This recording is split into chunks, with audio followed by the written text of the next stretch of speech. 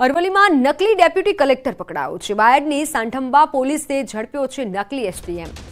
ઇન્દ્રાણમાં રાયોટિંગના ગુનામાં પૂછપરછમાં એસટીએમનું I card બનાવ્યું હતું। નડિયાદ ખાતે સરકારી અધિકારી હોવાનું જણાવતા પોલીસે વેરિફિકેશન કર્યું। પોલીસ વેરિફિકેશનમાં પ્રકાશ નાઈ નામનો ઇસમ નકલી અધિકારી હોવાનું ખુલ્યું। નકલી કાર્ડ, કાર પર બોર્ડ મારી રોફ જમાવતા ઇસમની પોલીસે અટકાયત કરી। નકલી એસટીએમના ગુનાહિત ઇતિહાસની પોલીસ હાલ તપાસ કરી રહી છે।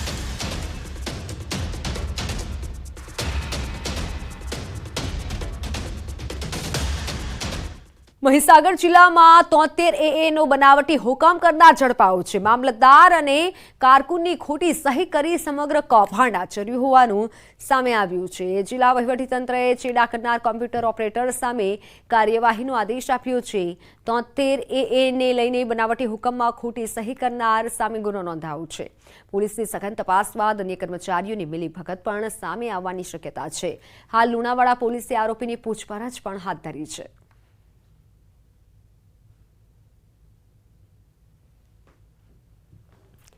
અમદાવાદમાં મહિલાઓની સુરક્ષા માટે પોલીસે લગાવેલા કોલ બોક્સના કેમેરાની ચોરી થઈ છે। નિર્ભયા પ્રોજેક્ટ અંતર્ગત ઇમરજન્સી કોલ બોક્સના કેમેરાની ચોરી કરી નાખી। ગોમતીપુરના પરમાનંદ ચાલીની બહાર લાગેલા ડિવાઇસની ચોરી થઈ। મહિલાઓ ઇમરજન્સી સમયે વિડીયો કોલ કરી શકે તે માટે ડિવાઇસ લગાવ્યા હતા। રૂપિયા 80,000ના ડિવાઇસની ચોરી અંગે ગોમતીપુર પોલીસ સ્ટેશનમાં ફરિયાદ નોંધાઈ છે। પોલીસે ફૂટેજના આધારે આરોપીની શોધખોળ શરૂ કરી છે। ગોમતીપુર પોલીસે ગુનો દાખલ કરી વધુ તપાસ હાથ ધરી છે।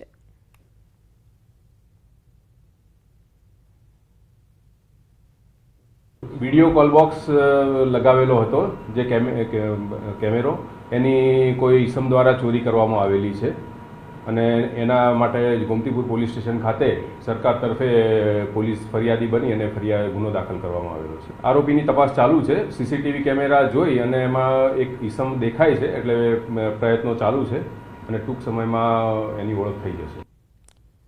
નબળા તેમજ મધ્યમ વર્ગના લોકોના ઘરનું સ્વપ્ન સાકાર કરવા માટે પ્રધાનમંત્રી આવાસ યોજના શરૂ કરવામાં આવી છે, પરંતુ ભાવનગરના સુભાષનગર વિસ્તારમાં આવેલ પ્રધાનમંત્રી આવાસ યોજનામાં બાંધકામની નબળી કામગીરી થઈ હોવાનું સામે આવ્યું। માત્ર 3 વર્ષમાં મકાનમાં પોપડા ઉખડી ગયા। ઠેર ઠેર સ્લેબ પરથી પોપડા પડી રહ્યા છે। ઘરની દિવાલોમાં પણ તિરાડો પડી ગઈ છે। જોકે આ બનાવ પ્રકાશમાં આવતા તંત્ર દોડતું થયું હતું। તાત્કાલિક રિનોવેશન કામગીરી હાથ ધરવામાં આવી હતી। ભાવનગર મેયર ભરત બારડે કહ્યું કે જો આ આવાસો ગેરંટી સમયમાં આવતા હશે તો ચોક્કસ કોન્ટ્રાક્ટર પર પગલાં લેવામાં આવશે।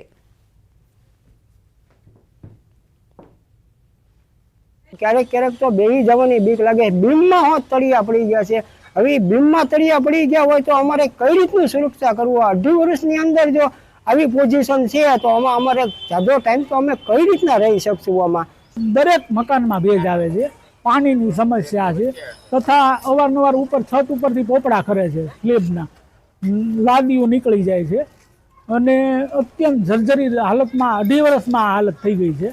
એટલે સાહેબ આપને અમે અવારનવાર સત્તાધીશોનું ધ્યાન દોર્યું છે પણ એ કોઈ ધ્યાન લેતું નથી।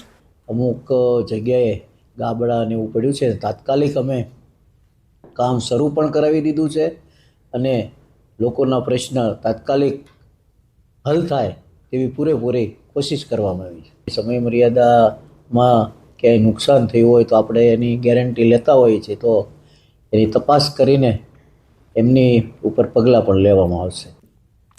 જૂનાગઢમાં મહાદેવના મંદિરમાં ચોરી થઈ છે। દોલતપરામાં ધુણેશ્વર મહાદેવના મંદિરમાં ચોરીની ઘટના બની।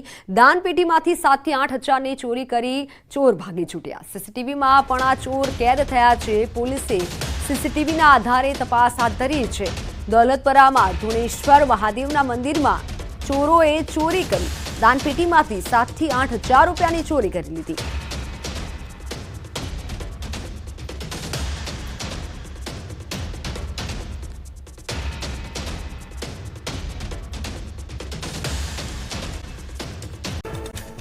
અમદાવાદના સરદારનગરમાં પોલીસનું મેગા સર્ચ ઓપરેશન 10 ટીમો બનાવી બુટલેગરો પર રેડ।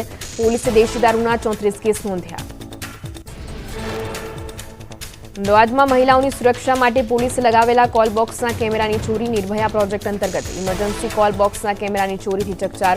ગોમતીપુરના પરમાનંદ ચાલીની બહાર લગાવેલા ડિવાઇસની ચોરીને લઈને ગુનો દાખલ। ગોમતીપુર પોલીસે તપાસ હાથ ધરી। સુરત ક્રાઇમ બ્રાન્ચે 5 વર્ષથી ફરાર આરોપીની કરી ધરપકડ. છેતરપિંડીના ગુનામાં નાસ્તો ફરતો હતો આરોપી. ટેક્સટાઇલ માર્કેટમાં 21 કરોડથી વધુનું ફૂલેકું ફેરવ્યું હતું આરોપીએ.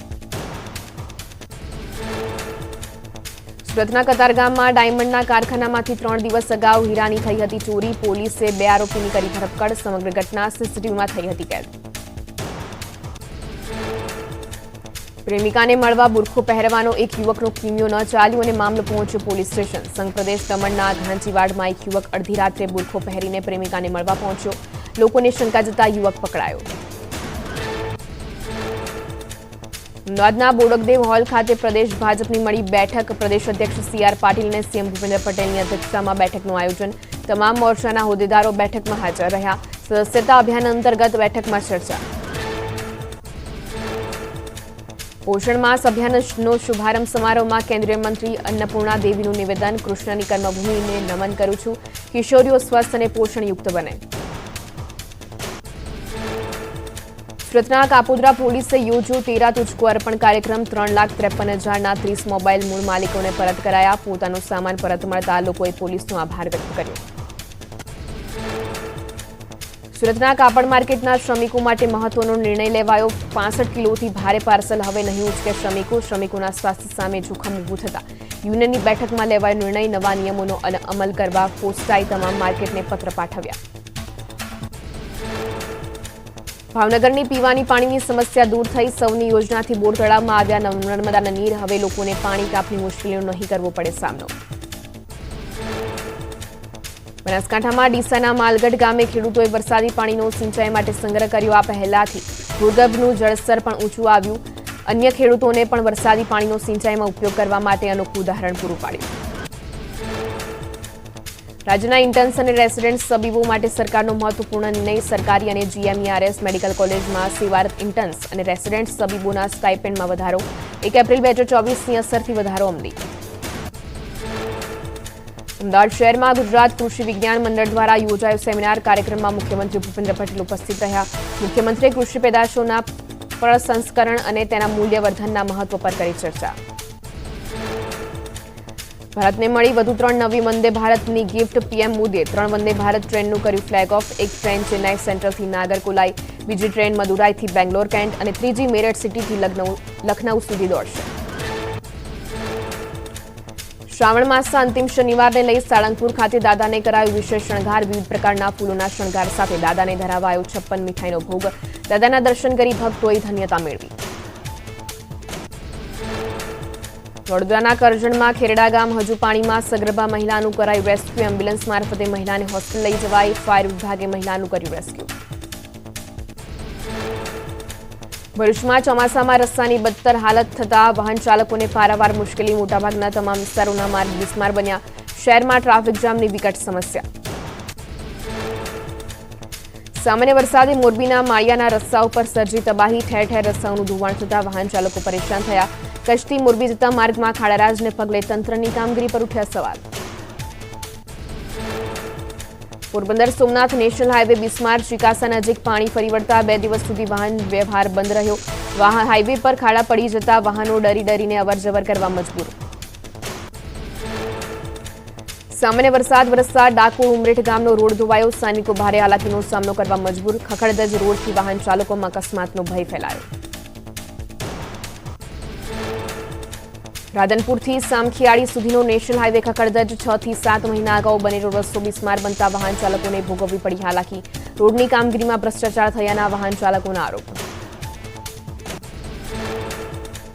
પંચમહાલમાં અમદાવાદ ઇન્દોર નેશનલ હાઈવે પર ગાબડા. ગોધરાના સંતરોડ નજીક બ્રિજ પાસે ગાબડા પડ્યા. પાનમ નદી પરથી પસાર થતા હાઈવેનો એક તરફનો માર્ગ 3 વર્ષથી બંધ. ટોલ ટેક્સ ચૂકવવા છતાં વાહન ચાલકોને હાલાકી.